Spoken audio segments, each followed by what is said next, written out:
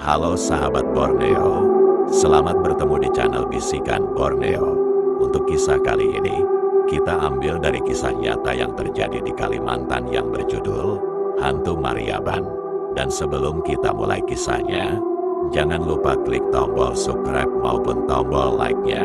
Jangan lupa juga klik tombol lonceng notifikasinya agar tidak ketinggalan cerita Bisikin Borneo lainnya.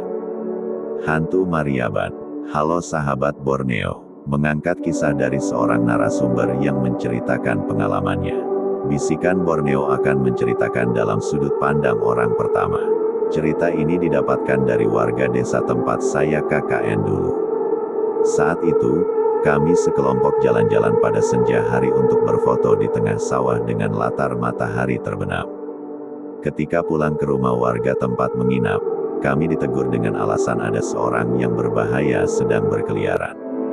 Lalu, warga pun mengisahkan tentang seorang pemuda yang menjadi gila akibat tak sengaja menelan bulu hantu Mariaban. Sebelum memulai ceritanya, saya informasikan dulu tentang hantu Mariaban. Hantu ini digambarkan sebagai sosok bertubuh besar, berbulu dan bermata merah. Beberapa orang sengaja bertarung dengan hantu haus darah ini agar bisa mendapatkan bulunya untuk ditelan sehingga menjadi kebal. Namun, bagaimanapun kekuatan yang didapatkan dengan cara sesat akan menyebabkan petaka.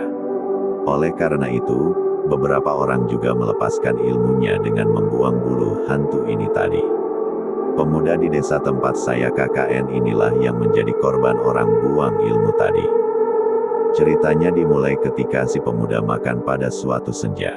Dalam kebudayaan Banjar, makan senja itu tidaklah baik. Saat makan inilah bulu hantu yang dibuang orang tertelan olehnya. Sejak tak sengaja menelan bulu, pemuda itu pun berubah.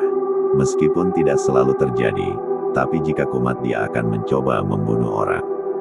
Beberapa warga pernah menjadi korbannya, pemuda ini juga jadi kuat berkali lipat. Ketika tersadar, dia tidak bisa mengingat apa-apa. Pernah dia dilaporkan ke polisi dan dipenjara karena dirasa sudah meresahkan. Namun, pada tengah malam pemuda itu malah mematahkan besi pada sel penjara dan meloloskan diri. Sejak saat itu, tidak ada lagi yang berani melaporkan ke polisi. Setelah berembuk, warga desa pun memanggil orang soleh yang dianggap bisa mengobati gangguan jin. Pemuda itu pun diringkus oleh beberapa orang. Cukup sulit karena tenaganya yang sangat besar. Namun, pada akhirnya berhasil dilakukan. Dia dimandikan dengan air yang sudah dibacakan ayat suci. Kondisi pemuda itu membaik, tidak pernah kumat dalam waktu yang lama. Namun, gangguan itu sewaktu-waktu masih bisa kembali dan harus diobati lagi. Seperti yang terjadi saat kami KKN itu. Dia melakukan pembacokan pada penduduk desa sebelah yang masih berada di sawah ketika hari senja. Ya, pemuda ini memang berkeliaran saat senja untuk mencari mangsa. Oleh karena itu, pada penduduk desa mengunci pintu dan dilarang berkeliaran ketika hari menjelang senja. Malam pun terasa mencekam. Setelah mendengar cerita itu kami pun tidak berani lagi jalan-jalan di senja hari. Meskipun ada kegiatan, pukul 5 sore sudah harus kembali ke rumah. Untunglah, tak lama kemudian KKN selesai. Nasib pemuda itu sekarang, saya juga kurang tahu karena belum pernah mengunjungi desa itu lagi. Oke sahabat Borneo, sekian untuk kisah kali ini. Apakah kalian juga pernah mengalami? Tulis di kolom komentar pendapat dan mungkin kalian juga ingin berbagi kisah menegangkan lainnya. Semoga kisah ini bisa bermanfaat dan menjadi pelajaran bagi kita semua.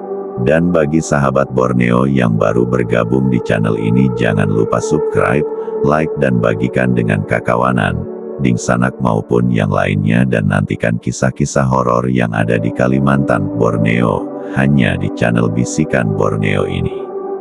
Bagi sahabat Borneo yang memiliki pengalaman mistis atau cerita mistis dari kejadian nyata, silahkan bercerita di grup Telegram, Instagram ataupun Twitter Bisikan Borneo. Terima kasih atas support semua ya. Mudah-mudahan pian sabarataan sihat selalu.